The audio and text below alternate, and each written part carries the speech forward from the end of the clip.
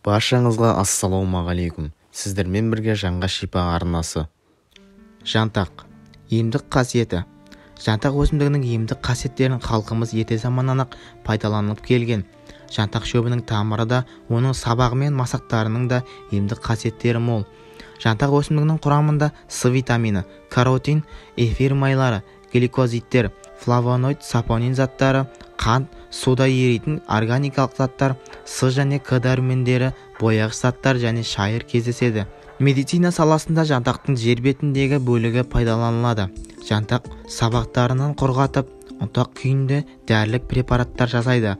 Жемісі мен тамырынан дәрі-дәрмек өндіреді. Жантақтың іш жүргізетін, несеп айдайтын, тер шығаратын, өт жүргізетін және қабынуға қарсы әсер ететін қасиеттері бар. Жантақ өсімдігінің жапырақтары мен бұтақтарынан жасалған тұнбаны жөтел басатын дәрі ретінде және бүйрекке немесе қуыққа тас толғанда пайдаланылады. Жантақтың тамырынан жасалған дәрілер геморрой түйіндерін, дене сыртындағы жарақаттарды емдеу үшін қолданылады. Жантақтың жаңа гүлдеген кезінде гүлін жинап алып суға қайнатып, асқазан ішек ауруларына қарсы ішеді. Жантақтың тамырында суға қайнатып, тізе, буын ауруларына, жүрек соғысы нашарлағанда және тамақ ауруларына да ем ретінде пайдаланылады. Пайдалы ақпаратты көрмес бұрын арнаға тіркеліп, лайк басып, қоңыраушаны баса кетіңіз. Сіздің болмашыған әрекетіңіз біз үшін өте маңызды болып табылады. Халық емшісі Асқат Қабыл жантақты адам өмірі үшін маңызы зор түрлі ауруларға ем деп біледі. Бұл өсімдікті ем үшін пайдаланатынын айтады. Жантақтан түрлі тұнбалар әзірлеп ем ретінде пайдаланып отырғанын айтады. Мен кәсіби дәрігер емеспін, сондықтан жантақты ғылыми тұрғыдан зерттеп дәрі-дәрмек дайындап жүрмін десем әбестік болар.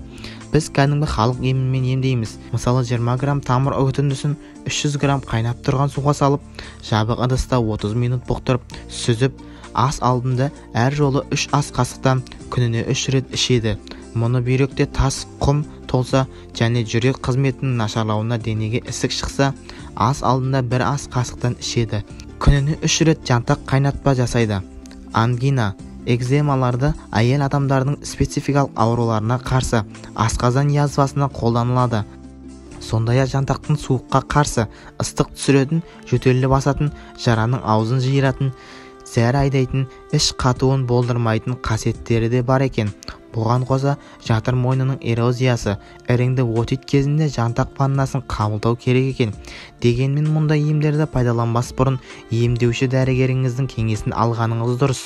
Жантақ өсімдігі малның таптырмас азығы. Жантақ өсімдігі ыстықпен жартылай шөлейді. Құмды климатта өсетін болғандықтан қолайсыз ауа райының өзінде өзі тұқымын түзеуге өте бейімді келеді. Жантақ шөл және шөлейт далаларда өмір сүретін жануарлардың азығы болып саналады. Далалық жердің топырағы құнарлығы мен эрозияға ұшырау дәрежесі тікелей жантақ өсімдігінің жамылғысына тәуелді. Сондықтан да жантақ өсімдігінің табиғаттағы орны ерекше. Ара жәндіктері жантақтың гүлдерінен бал жинайды. Оның дәмі кермектеу болады. Адам ағзасы үшін әсіресе жантақ гүліне жиналған балдың маңызы зор. Жантақ түйе малының сүйіп жейтін азығы.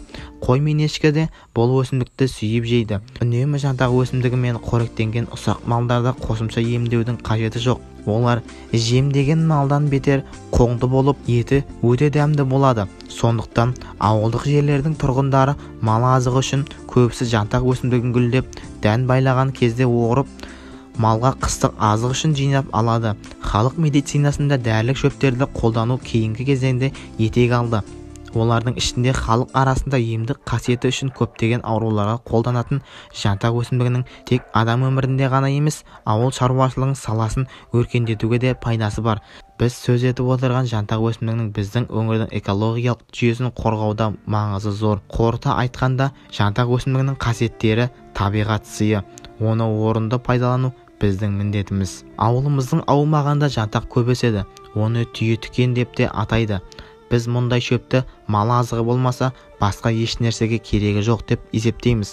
Жантақ малға азық, жанға дауа. Жантақ өсімдігі шөл және шөлейт жерлерде өседі. Оның алуан түрі бар. Мәселен, Америка шөлінде 7 түрі, ТМД елдерінде 5 түрі, Қазақстанда 4 түрін кездестіруге болады. Қазақстанда көбіне Каспий, Арал, Ембі, Ертіс, оңтүстік Қазақстан, Маңғыстау, Мойынқұм, іле, шу, балқаш, алакөл аймақтарында өседі. Қазақстанның оңтүстік және орталық аймақтарында қырғыз жантағы және сирек жапырақты жантақ түрі, ал республикамыздың батыс бөлігінде парсы жантағы көп кездеседі. Бұл өсімдіктің тек малға ғана азық емес, оның адамды дертінен айықтыратын емдік қасиеті